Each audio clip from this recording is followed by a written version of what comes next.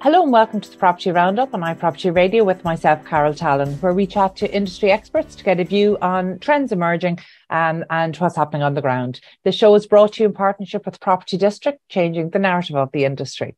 Today, I'm delighted to be joined by Ulrik Raysse, founding partner of Arrow Architects.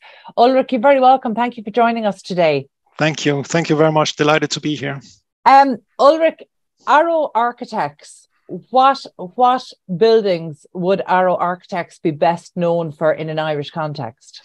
Well, in the Irish context, it would definitely be Dublin Landings. I think this is our first and largest project, and a project that where we did both master plan kind of building designs and interiors as well in some projects. So yeah, I think it has the whole scale of what we're able to do. Very good. And Dublin Landings obviously is one of the most iconic buildings to be delivered in recent years. And, you know, it seems strange to call a building so new iconic, but I truly think with the changing landscape and skyline of the Docklands, the buildings that we're seeing emerge from that truly are iconic. They're iconic for this generation. So, you know, from that point of view, you're really shaping the skyline in an area that was so iconic with its pool bag chimneys, and you know, that's always requires a certain sensitivity. And given the heritage of our Docklands and the fact that they had been unchanged for so long, you know, talk to us a little bit about, you know, maybe how you integrate the heritage of this really special area for Dublin people and for Irish people into such a contemporary world-class project. Thank you. I mean, I think kind of when we started back in 2015 on the project, you have to imagine that there basically hadn't been any real construction after the Celtic Tiger. You know, the Central Bank of Ireland just next to it was still a shell. And so we came to a place where basically we could see that the developments of the past were all very large scale. They had very uniform kind of materiality. And we felt that this was a place of a different scale, of also a different robustness. You know, I think the past were using a lot of like steel and glass, and we came in with some more robust materials, also kind of the bricks and these very large steel columns that we are using, which are reminiscent of kind of the steel that you would find in cranes, you would find in the bollards, and that also tone of paint, which would remind you of that kind of industrial heritage. And then I think we broke down the scale, and what we mean by that is that every single building has a different expression. So you get kind of this feeling of a village, so to speak, where you have a lot of diversity within the blocks. And where we could see what had happened in the past was that the blocks tended to be designed just as one architectural expression. So you would have to have a feeling of diversity, you would have to travel multiple blocks of the Docklands, where we came with was a breakdown of the scale inside of the blocks with a lot of diversity and a lot of different architectural expressions, which would make kind of you experience kind of this diversity in architecture. And then we combine this with a landscaping approach that I think is very new to Dublin and to Ireland. Talk to us a little bit about that landscaping approach. Yeah, so we're working very much with a natural landscape, and we kind of made the concept, and Bernard Seymour kind of developed that, but it's the idea of a natural landscape and the idea that the landscape should feel like it has always been there. And so we integrated very much kind of a very open landscape with a setting which is not like too designed. And we believe that actually kind of, you know, some people are using the buildings, but everybody is using the streets and is using the city. So for us, it was very important that we kind of also created something, a public realm and a placemaking approach that I think is making this place very special compared to what was there before. And I think a new approach that we can see now being replicated in other kind of developments in the Docklands. You talk about how you wanted this to really have a different scale, but what do you mean by that? Yeah, so basically, kind of, if you imagine the surrounding blocks, they were all kind of designed with one material, one architectural expression. So you would have a whole city block, let's say, in white and with the same architectural expression.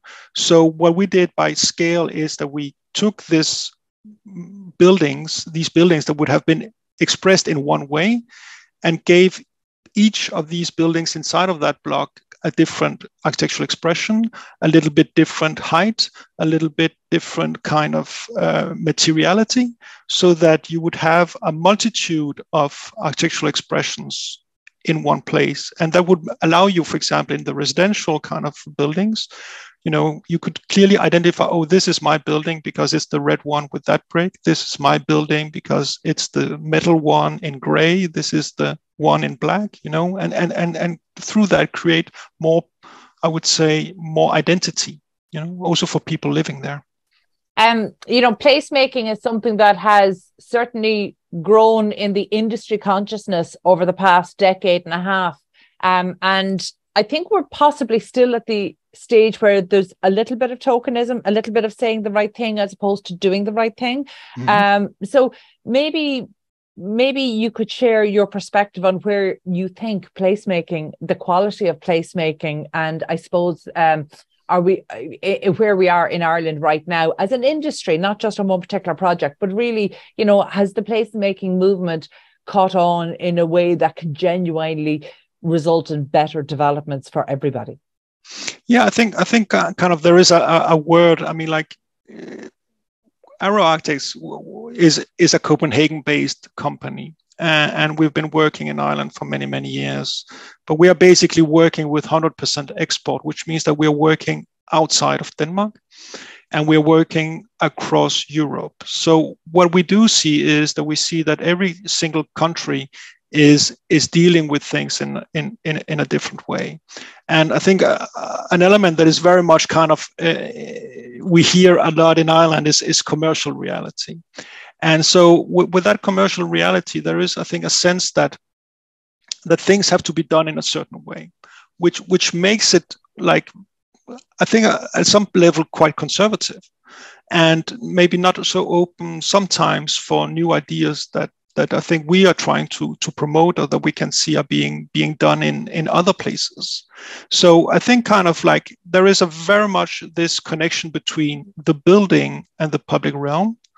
I think is one of all kind of key elements, is to how to integrate kind of the master plan, the public realm, with the building itself, and not only see the building as a piece of design, And I think we see that a lot. I think there is a tendency of commercial buildings to be very much alike, and I think sometimes we are missing a little bit the kind of that diversity that we see elsewhere in expression, in functionality, and in mix of functions. I absolutely agree with you, and I'm really glad that you articulated like that, because we do talk about inspirational placemaking and developing great spaces in the same breath as we add that layer of caution about the commercial reality. And you're absolutely right. It means that we're maybe not as bold in our approach as we might be. How much of that is down to the industry and industry sentiment and the planning regime and trying to get planning for developments? Yeah, I mean, like that's a really interesting question. I think my take on it is probably coming from multiple angles onto this. I think there is an element of, and we see that very much that this is how we do things. So I think there is that kind of almost at objecting to kind of ideas because you don't believe that it's possible. I think that's the advantage we have when we come from outside of the country, so to speak. It is that we are able to sometimes ask those questions, and we are not kind of fearful of actually doing that because we don't have a preemptive opinion of how it's going to be. So therefore, we are able to ask, and we are able to do, and then we see that it happens. It goes through, I think a very good example of that in the Dublin Landings project is that the residential kind of buildings are opened up, and we did lose obviously a lot of apartments that we could have built, but we kind of like, said to the client that it would allow us, for example, for the apartments which are closer to Mayor Street, very far away from the river, to have a view to the river and make these kind of become part of a bigger community. And that took the courage to say, okay, we need to lose this and this building here. And we did that, and the client liked the idea, and that is also one of the things that makes kind of the project very unique today. And I think it's daring to ask these questions and then do it. And I think that's a bit of freedom that comes from not being locals, so to speak. Yeah, that's a really interesting and quite a refreshing take on it. In terms of, again, bringing that community in, so you are creating a community, and I like the way you talked about Dublin Landing as, even internally creating that village feel, but obviously Dublin Landings is in the context of its surroundings, so there has to be bringing in the wider community and a cognizance of that. And obviously that's a community that is, you've got the extremes. So you've got not just residential and commercial, you have highly affluent and highly deprived areas. Sure. Runnings in side by side in streets. And that is unusual. I mean, obviously it does happen in cities, but that's possibly one of the more extreme examples that we have in Dublin. So how do you approach the community side? And I suppose I'm really asking this question, trying to understand the social value here. When you're taking in, you're not dealing with a community, you're dealing with actually a lot of very different communities. Absolutely. And I think that was also one of the big things when we started the project. It was like, I think there was like a lot of, I think that was Ballymore's kind of view on being a first mover into an area that had a very, very bad reputation, and how you kind of like, how do you manage to not create a community which is exasperating kind of those differences. And I think that is like a really, really difficult thing to do. So obviously you have a social housing, and we have one of these blocks being that, and also offering some functionality for the local community. But obviously kind of, I think it's like when you imagine like 5,000 workers working around the Central Bank of Ireland, there is going to come a lot of change into the area. And it has also a tendency to obviously push a lot of people that used to live there to somewhere else. And I think there is a obviously kind of a balance that is a little bit outside of the architect's kind of power to be able to influence these things. So I think our approach has been like, let's make a public space which is kind of like, generous, which is open for all. And then I think together with Ballymore, they have been able to attract kind of certain businesses and so on that is giving life to the streets and trying to change kind of all of that into a living area. But there is one thing that we also notice, which is very different in Ireland. It's like, it's all the security. It's all the kind of fencing off of spaces, and it's elements that we are not familiar with working in other countries. So I think there is definitely a kind of a different approach to things in general. Let me just come with an example. For example, you're putting how do you say not fences but rail guards towards the water. So for us in Copenhagen, we have made swimming pools into what you would have like the river. So it's a very different approach. We kind of cleaned up our waters. You can actually kind of like swim in it, and you have this approach of being able to access it. And I think a lot of things that we see is that it's being kind of like keeping people out and away, instead of maybe trying to have a bit of different approach to it, Yeah. So it's no doubt, Ulrik, you will have seen that key people within Dublin City Council have really tried to use the Liffey. They really have tried to use, and they've come up against quite a lot of political resistance to Sure. it. So I take that entirely on board. We are not good at using our natural resources at all, but we also have this almost like nanny state protecting people from things that we should have a reasonable expectation they can protect themselves from. Sure. And that is an issue. But, I suppose I don't think it's a coincidence that, it took one of Ireland's absolute best property developers. Ballymore are world class. So absolutely. They were never going to do this the way, a lesser experienced property developer was going to do it. But I would say that, Ballymore are absolutely world class, and they deliver world class projects outside of Ireland. But I think that in some of the other jurisdictions in which they operate, they have a stronger focus on social value. And I think social value hasn't garnered, maybe again, it's down to this commercial reality, but I don't believe that social value has become a commercial reality for property developers here yet. And that's bad for the community, because there is already a lack of trust between not just the community and property developers, but between property developers and the community, and both of those parties separately and individually towards their local authority. When it comes to delivering places, we have a lack of trust that runs in all directions.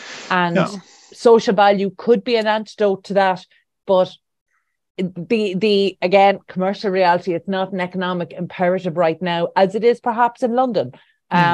And how do we get to that in order to do placemaking that can really have a wider impact? Yeah, well, I think as far as I understand it, I mean, and I have a limited perspective on this. I mean, like we've been working with Ballymore on Dublin Landings, but also on the Connolly Quarter together with RKD, and also on Guinness, and I think there is an element in the Irish planning system which is kind of undefined, and that is why kind of like there is no kind of local plans in the sense, that is defining heights, and that is extremely prescriptive. And we have these things, for example, in Denmark and elsewhere, where you also would kind of lay in kind of, okay, you can do this, you cannot do that, and you can do it to this height and so on. So that in what box you're operating in. And I think, as I see it here, there is a lot of trading, going on, which kind of is an insecurity a little bit for the city, but also for the developers and also for the people, because you're treading into a space which is a bit undefined. And I think that also kind of makes it difficult for the city to actually say, okay, we need this and we want this. Where are the schools in the Docklands? Where are the kindergartens? Where are all the public kind of amenities? That are needed for you to be able to create a city, so to speak. So I think there is a battle that has been going on between kind of the planning system and developers, and I don't see that as being a benefit to anybody at the end of the day, neither for the developers or the city. Yeah, you're absolutely right. And in fact, most of the industry and very many within the public service would agree with you that actually we know that we are missing the simple templates that somebody can go in and understand what the boundaries are in terms of building height and building. And to hear you describe it as almost this trading that happens really goes to the heart of what's wrong with our planning system. You describe it as insecurity, and that level of uncertainty is making it so that developments only of a certain scale can achieve viability, because we don't have that predictability. There's such a risk in moving forward with planning. Now we know that there's a draft planning bill on the table right now. It doesn't really address any of these issues. In Ireland, we've been talking about reform of the planning regime for well over a decade, maybe a decade and a half. And yet the changes that are coming, it's still more, pottering around the edges. We're not really dealing with reform How does that make you feel then in terms of some of the other larger projects that need to happen? Are you confident? Do you have confidence in the planning authority in Dublin to be able to ensure that the best places are being delivered? I mean, I think kind of like, my experience is obviously with these very large kind of scale projects that have a lot of resources to be able to kind of put into the development of the design and so on. So I think the planning people that I'm meeting, I mean, like, I think are extremely competent. But they also have a very tough challenge because they have to balance so many different interests.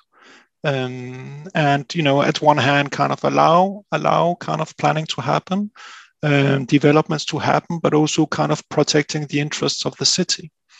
And I think kind of like when you maybe some of the things are not so defined, it's always a case-by-case situation, which I think makes kind of the planning process very risky, but also gives the city sometimes very little leeway in what they actually can request, and so I think they are in a very challenging kind of situation, but I think they're doing a good work in being able to impose and review kind of designs and so on and so on. Could it be better? Yeah, sure, absolutely. But I think that goes for everywhere. Yeah. That's very diplomatic of you, Ulrik. Yeah, no, I would say diplomatic in the sense that I think there is a reality. There is really a reality to that, that it is. I mean, I think at some level, the risk for the developers is definitely that there is this uncertainty. You don't know, like, if I'm doing this, is that okay? Or what will the answer be? And for the city, I think at the same time, I think it's also kind of, obviously the city, they want the best possible quality for the city, and that depends obviously on the quality of developers and the quality of the architects and the quality of the teams, So I think we see here in Denmark that the planning system is extremely prescriptive. It's like, for every 5 meters of street, you need to have an entrance that is like this, that has a canopy like that has this. You can only use these 3 different type of materials. It's almost so prescriptive that they're designing the building for you, because they had kind of a mistrust about the quality that the developers was coming with. So then they felt, and they had also had the tools, because we have a local plans for every single street in the whole of Denmark. So they had kind of the tools to be able to then become very prescriptive to assure that there was a certain quality that was delivered. But I would say it's almost become too much, because now you are almost without any kind of leeway or flexibility to be able to propose designs. And I think for me, kind of a planning system is always to assure a minimum level of design. It should never be a ceiling. It's only a floor you stand on. Yeah, I think that's a great way to describe it. It should only be the floor, not the ceiling, because obviously we want every generation to be able to shape their skyline, and we want to see the influence of every generation on a town and city skyline. So no, you're absolutely right. That's all we have time for today, but certainly I would love to have another chat with you at a later date about Connolly Quarter and definitely Guinness Quarter, because I think Guinness Quarter is one of the most exciting placemaking projects to happen on the not quite inner city, but close enough to the inner city in recent years. So I think that's another really exciting one, and I hope that we can chat about that at a later date. So my thanks to Ulrik Raysse, founding partner of Arrow Architects, and my thanks to producer Carol Tallon and the Hear Me Roar production team on sound. Also thanks to our show producer, Property District, changing the narrative of the industry. If you enjoyed this episode, please be sure to subscribe to the podcast and check out all of the other real estate and construction shows on iPropertyRadio. And thank you indeed for tuning in. We'll catch you on the next episode of Property Roundup on iPropertyRadio.